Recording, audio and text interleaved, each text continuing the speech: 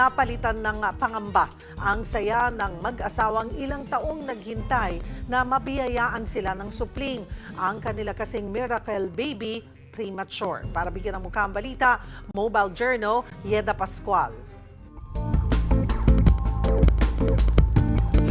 Ilang beses nang sumubok na magkaanak ang nakilala kong mag-asawang Jason at Edlin Mamawal. Pero kung kailan nabiyayaan na sila, ang sanggol premature pa.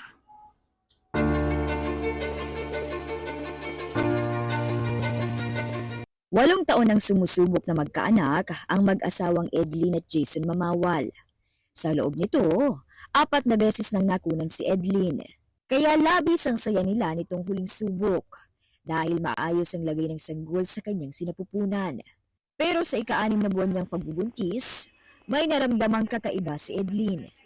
Pagdating po ng March 1, ng madaling araw po, ay sumagit na pong sobra yung tiyan po ng misis ko.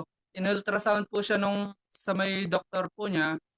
Ang nakita po ay nakalabas na po yung paa ng bata sa may puwerta po niya.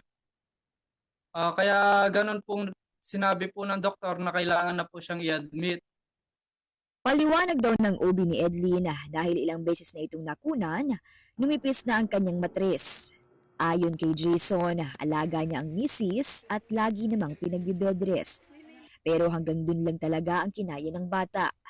Sinabi naman po sa akin sa hospital na pag po premature po na gano'n na 6 months, na ang magiging bill po per day ni baby ay hindi po bababa sa 20,000. Paano po nagipagsapalaran dahil gusto rin po namin magkaanak? Ayun po, ginrab ko na lang po yun. 2 hanggang 3 buwan pa dapat nag-incubate ang sanggol, pero ngayon pa lang problema na ng mag-asawa kung saan kukuha ng ipambabayad. Sa 6 na araw pa lang, nasa mahigit 120,000 pesos na agad ang bill nila sa ospital.